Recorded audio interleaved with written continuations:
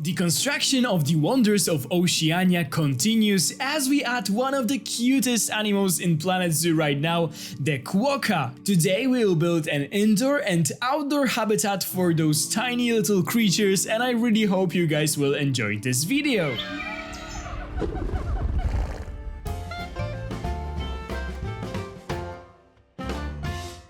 Hello guys, this is Cesar Creates, and welcome back to my channel. It is time for another Elm Hill City Zoo video, and this time we will continue the work on the new building, the Wonders of Oceania, and also add a new animal, the adorable Quokka.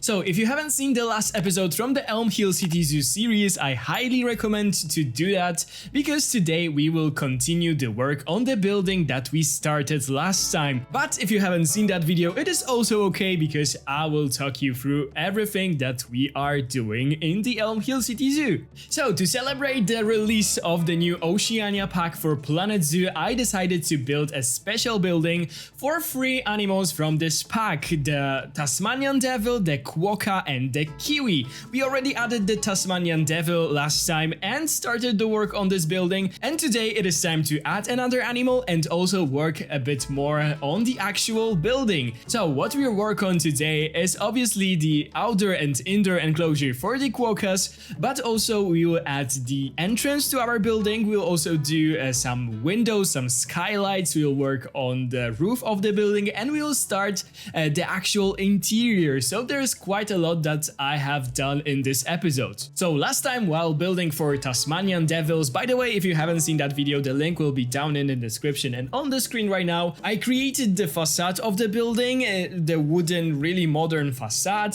and I also did like a general shape of our building, so I know how big it will be. I will admit that it is possibly a bit too small for everything that I wanted to include in there, but we'll make it work. Now I can see that the majority of the interior will be taken by the indoor enclosures, but that's totally okay. I also wanted to add the shop for the guests, like a little restaurant. I also wanted to add like a tropical garden inside, and I wanted to add some backstage areas. I'll of course try to fit this all in, but we'll see in the future, because in the next episode we'll also continue working on that building. We'll also add some new things.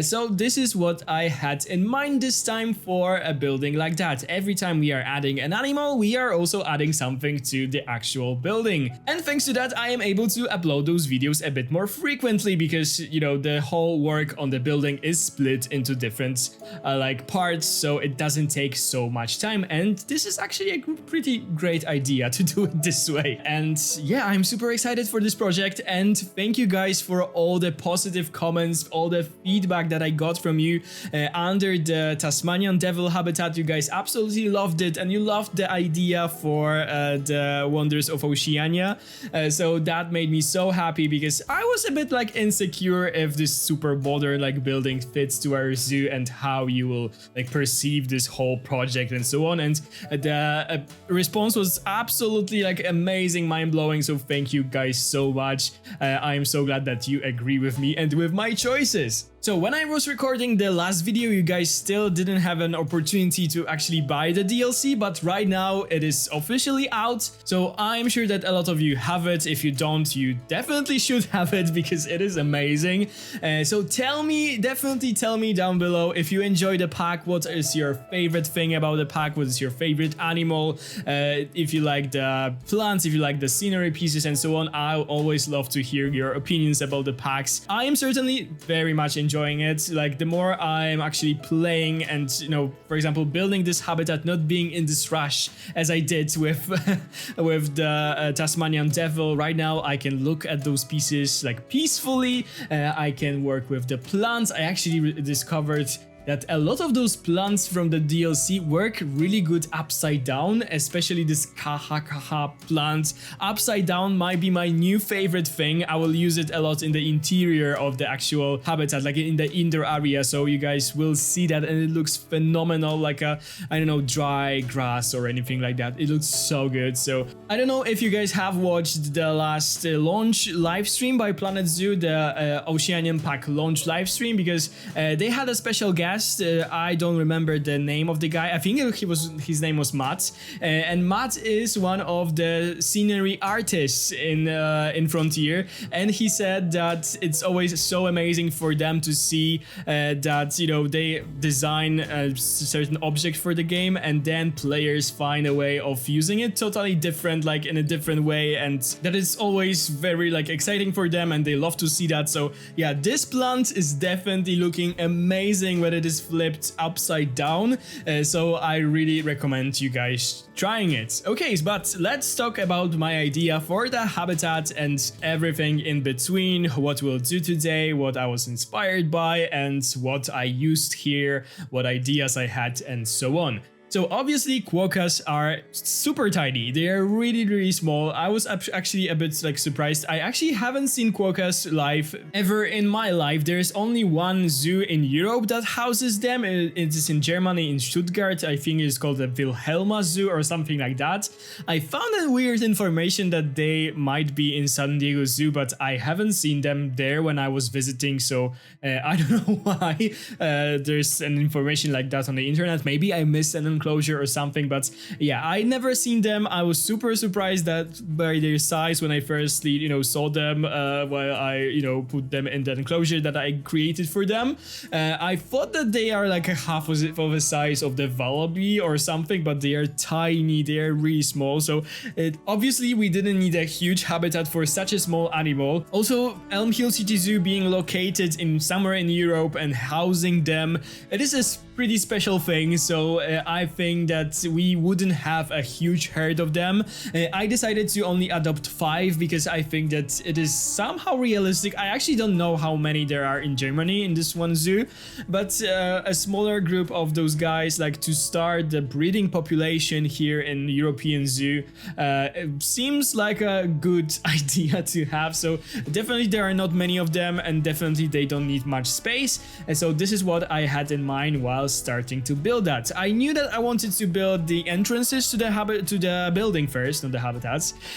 So I wanted to have 2 entrances so that the guests can actually like go through the entire building, like enter on one side, go see everything, you know, walk through the trails that we'll have in this building, and then exit on the other side. I found a really nice photo on Pinterest and I used it for the inspiration for those entrances. I wanted to make them look a bit more interesting, very modern as the rest of the building, and I recreated the entrance to the amphibians and reptiles house in the Sedgwick County Zoo in Wichita, Kansas. Maybe some of you know this zoo, but the entrance to this looks really nice, really modern, and I also loved the sign that is in there, and I really wanted to have such like a name on the building somewhere near this entrance, and I found this really beautiful font by Christina, so huge shout out to her on Steam Workshop, and I downloaded it, and I'll put the link to this font in the description so you guys can use it yourselves, because it is just amazing, and I think it really suits to both the Oceanian theme and also like the very modern vibes of this building. By the way, I'm so confused. Do you pronounce it Oceania or Oceania? Because I saw people like, and I heard people pronouncing that in like those 2 different ways, and I think that I've watched all of the you know, showcases and overviews from all the content creators when it comes to the new Oceania pack, and everyone is using a different name, and some of them are actually using, you know, both of them in one video, so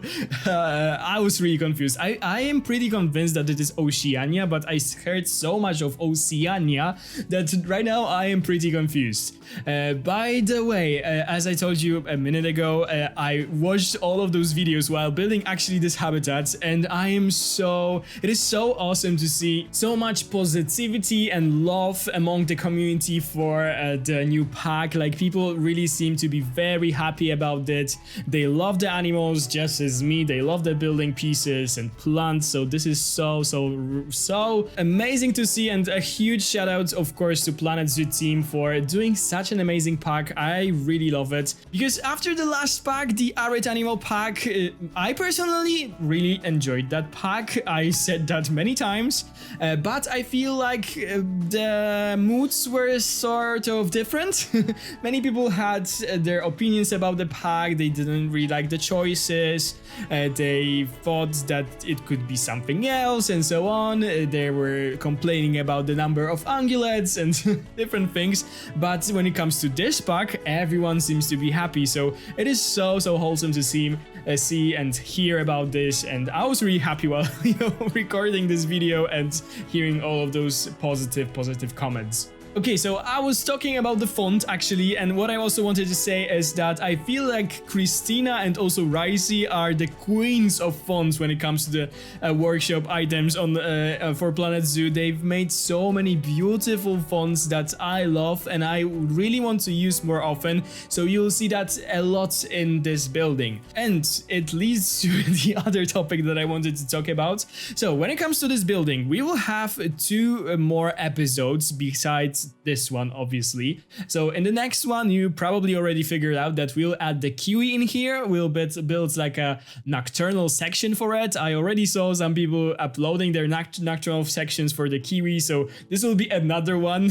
I hope you guys are not bored with them by this time, but yeah, next time we'll build for the kiwi, and then we'll also have another episode where I will be like finishing the whole building. I will be decorating it inside with a lot of the pieces from the new pack, using a bit theming, using a lot of plants and so on. We'll also build an indoor habitat for the Tasmanian devils, because this is something that we didn't do last time. And after it will be done in the second video, after we'll be done with the interior, I also will have to do some probably exterior work around. I will have to add some like construction beams probably, or those like pillars to hold this whole building and so on. I will have to do my research on it so it all makes sense. After this will be done in the finishing episode, I will also do as like a quick tour around the building so we can see everything that we've built in here.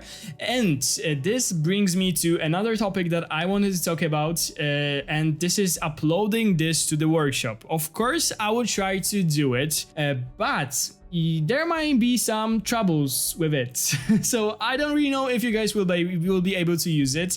Maybe just, download it to see what everything that I did, and there are 2 main reasons behind it. So firstly, I use some water, and water and blueprints doesn't really work well every time, because when you're adding the blueprint and you are, for example, not adding it on the same exact height as I am adding it, you won't be able to add the water like on the same level that I did.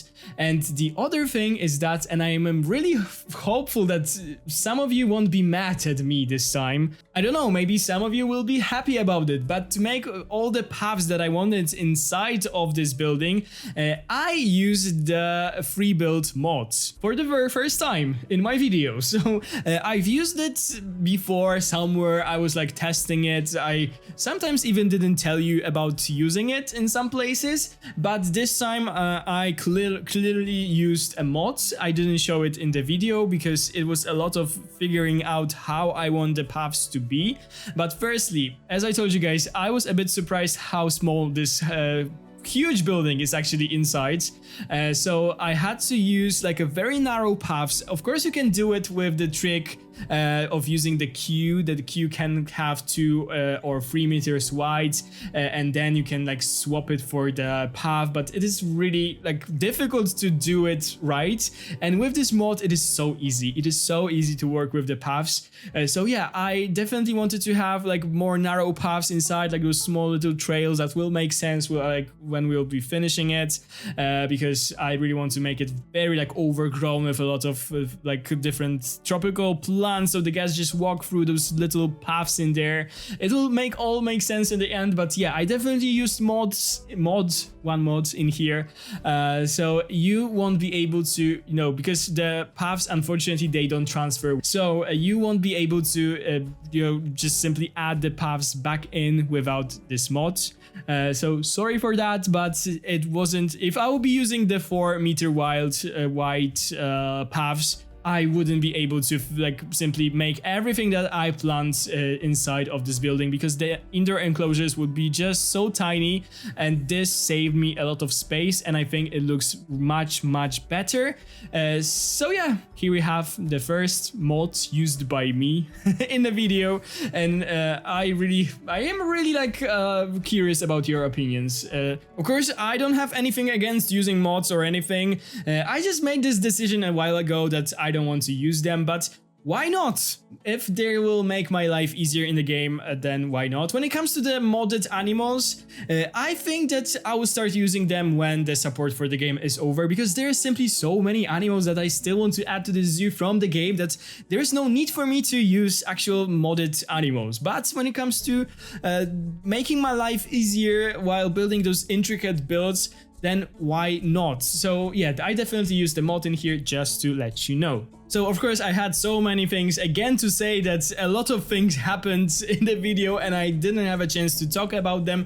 So let's just briefly go through everything that I did. So after doing the 2 entrances, I also added the doors. We had already those doors in our zoo. They are transferred from the butterfly greenhouse. I created those really cool doors and I really wanted to use them again. If you have something that works, simply why not reuse it? After that, I did the actual barrier of the habitat, or the outside habitat. I used the Tasmanian Devil barrier and I made it a bit smaller, so it makes sense for the small animal like a quokka. I did this like half circle habitat. I really wanted to have something like this, like between those 2 entrances, and then I did like a slightly like overhang to make the rock walls that I wanted to add for a background of this habitat a bit more interesting, because I simply couldn't figure out how to make them like next to this like wooden facade of the building. It didn't look right, so I decided to add the concrete in here, and by just moving it slightly inwards the building,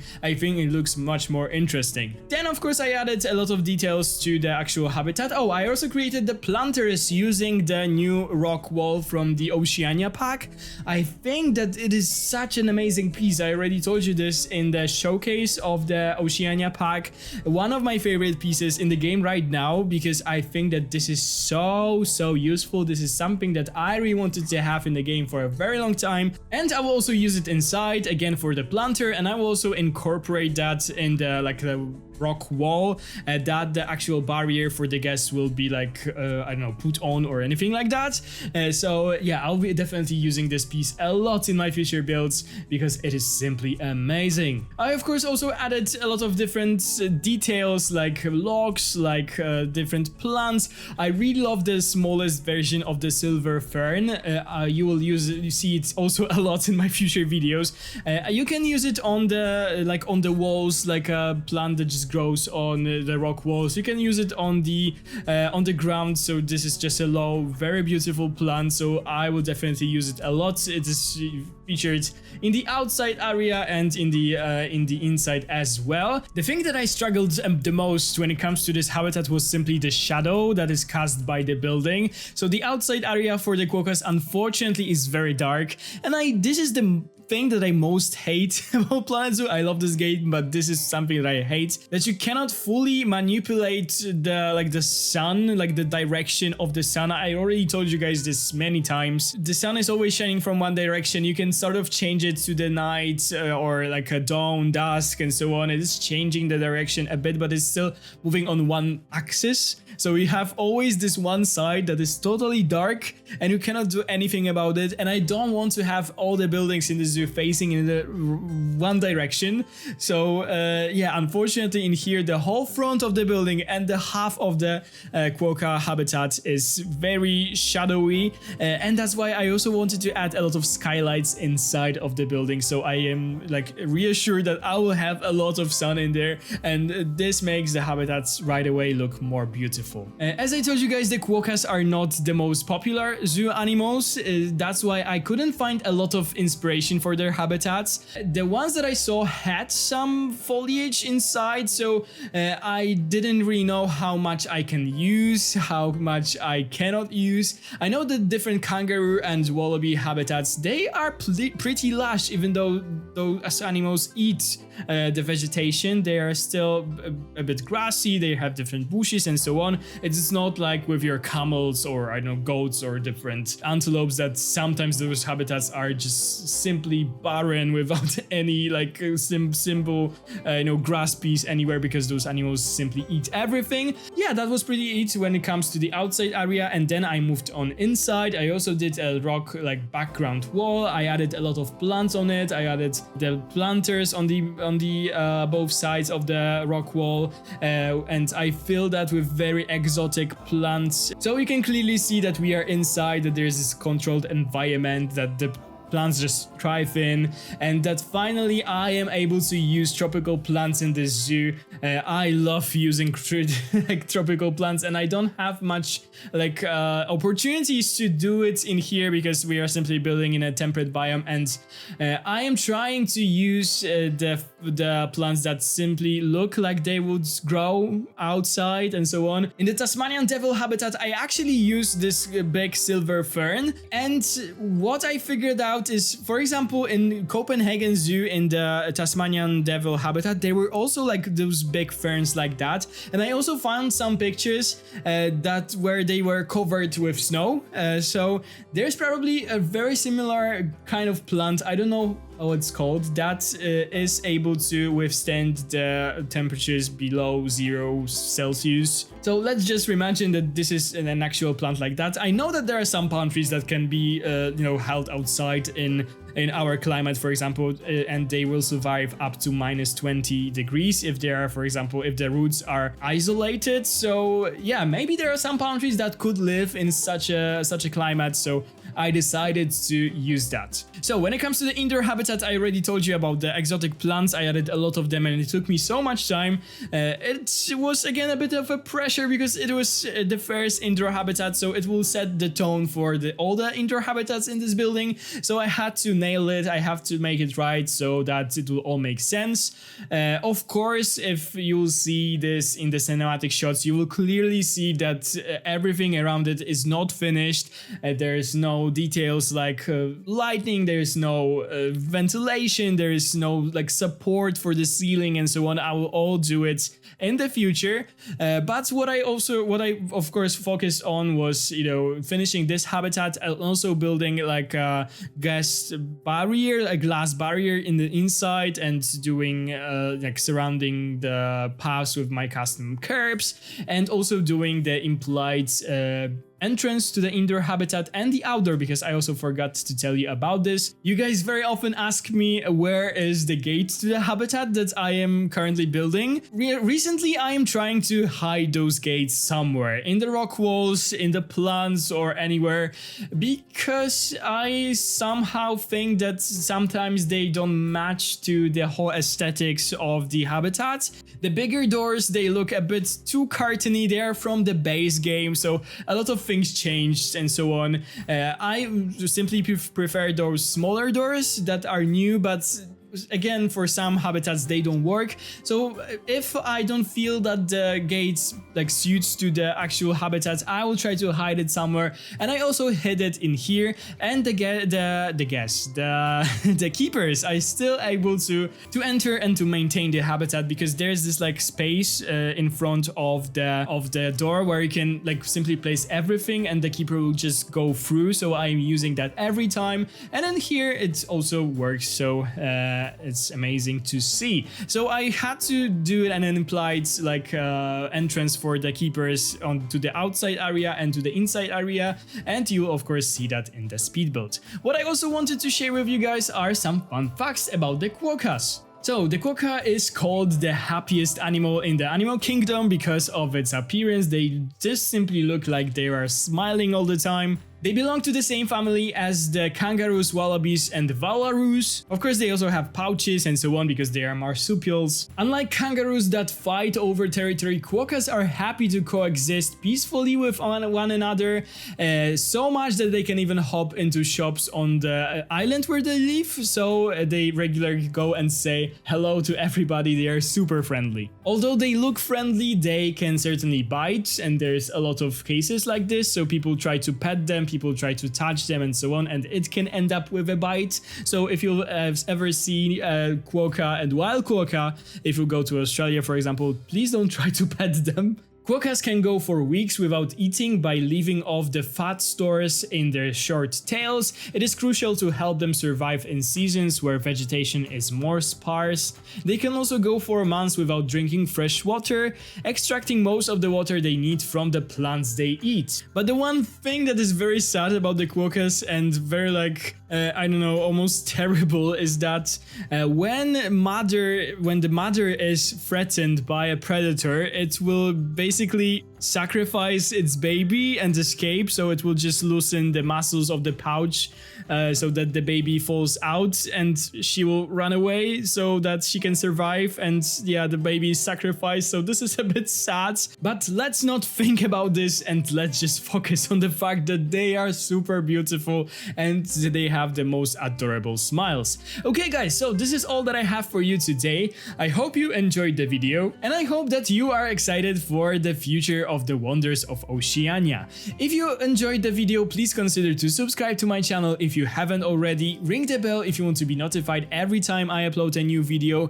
Give this video a big thumbs up down below, and also leave me a nice comment and tell me what you think about the habitat. Thank you guys so much for watching. Have a wonderful day, and I'll see you in the next one. Bye guys!